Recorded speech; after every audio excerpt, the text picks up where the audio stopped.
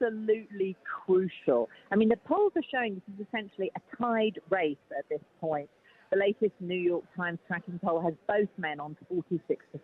So this is an opportunity for either one of them to finally strike a blow and shake up the dynamic of this race. And they both have so much riding on it. President Joe Biden and Donald Trump are preparing for their first televised debate of this year's battle for the White House. Hosted by CNN in Atlanta, it will make history as the first clash between a sitting president and a former president.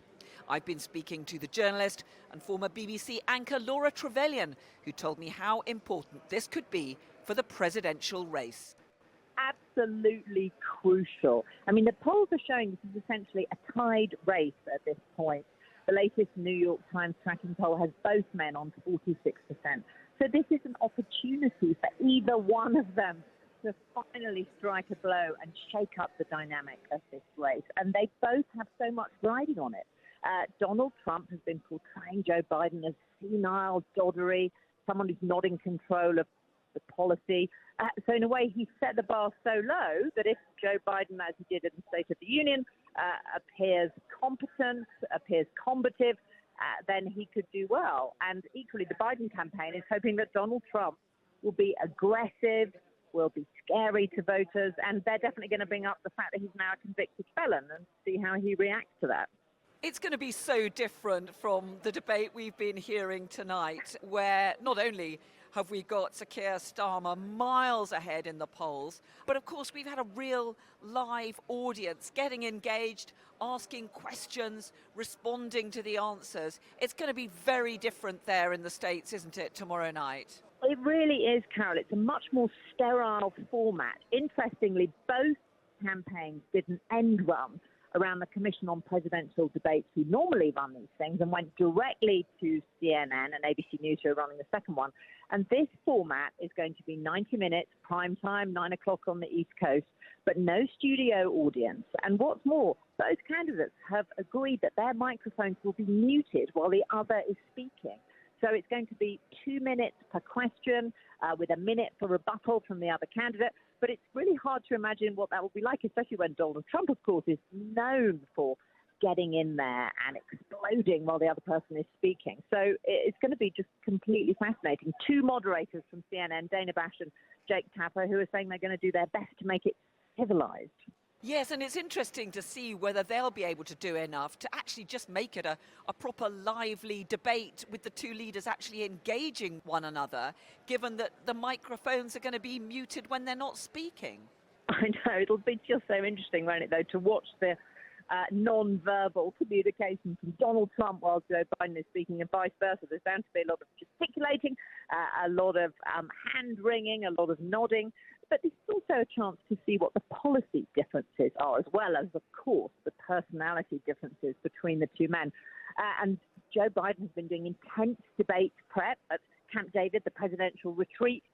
He's got his personal lawyer, Bob Bauer, has been playing the role of Donald Trump. Donald Trump, we're told, has been doing more informal debate prep. But clearly for Donald Trump, he's going to talk about the economy, about how inflation has been at its highest in 40 years. He's going to talk about the border with Mexico, where there have been record numbers of people crossing in the last year, although it's calmed down a bit recently. And then for Joe Biden, it's a chance to remind voters of January the 6th, to say that Donald Trump is a threat to democracy, and also to talk about that key issue of abortion. The fact that there's no constitutional right to abortion anymore. It depends where you live in the United States, and that's come about because of Donald Trump appointing conservative justices to the Supreme Court. Of course, this comes after Donald Trump's conviction. How do you think that is going to play in this debate between the two contenders to be the next president? Well, that is the million-dollar question, Carolyn. Are the moderators going to start with that one? I shouldn't think so, because that would be unfair, really, in some ways, to Donald Trump. But what we can see from the polling is that since Donald Trump's conviction, really, Joe Biden's got a polling bump of about 2 points, and his lead has increased amongst independent voters. So think of those very few people in the country who are actually swing voters, who haven't decided which way to go. And really, the question is, how does Donald Trump handle that question of his conviction when it comes up? Does he just move swiftly by, or is it going to make him really angry? Is he going to rant about a rigged justice system? And of course, the Biden campaign are hoping that he completely loses it. So for Donald Trump, the challenge is to stay focused and to stay disciplined. And of course, you mentioned the abortion row, the rights of women over not just abortion, but the rights of embryos and so on. It's affected birth control centres right across the country. Does Joe Biden see this as an area where he can particularly perhaps persuade women voters to come over to him? And we know that Donald Trump is finding it difficult to shore up support amongst many women voters. Yes, I think this is going to be a key issue, and you can expect Joe Biden to return to the question of abortion again and again and again. And there's no question that Donald Trump is on the defensive when it comes to that. Recently, he said, for example, that he wouldn't sign a national abortion ban if one was put on his desk as president. Now, that's very disappointing to conservative and evangelical Republicans who want to see a national abortion ban. What's happened at the moment is that the issue has gone back to the state. So it depends which state you live in as to whether you get access to an abortion. If you're in New York City, you can. If you're in Louisiana, Mississippi, for example, then it's virtually impossible. So Donald Trump has to find an answer to this. And at the moment, he's just saying, well, the public thinks it's right for this issue to be decided at the state level. But it's really questionable whether that is the case. And of course, for the Democrats, they're trying to say, look, this is a man who's taken away women's control over their bodies, women's right to decide when they have a baby. And it's no doubt going to be front and center tomorrow evening in Atlanta, Georgia, at that debate. And of course, we've had snap polls here in the UK after tonight's debate. Do you have the same thing there in the US? Oh, I'm sure. I mean, all of the networks are taking CNN's coverage and rebroadcasting it.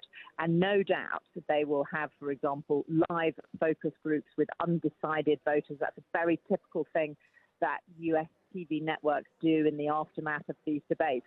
So, yes, we'll see what happens. And Karl Rove, who is the veteran Republican political strategist, has said that this is going to be an inflection point in this race. Which man can move the needle in his direction, which is why, of course, both of them have agreed to it. Never have we had a debate this early in a presidential cycle. Usually the debates don't happen until the fall, until the autumn, so after the Labor Day holiday in September. But here we have this first debate happening in the very end of the month, and the next one is due in September. Well, that was Laura Trevelyan speaking to me just a little earlier.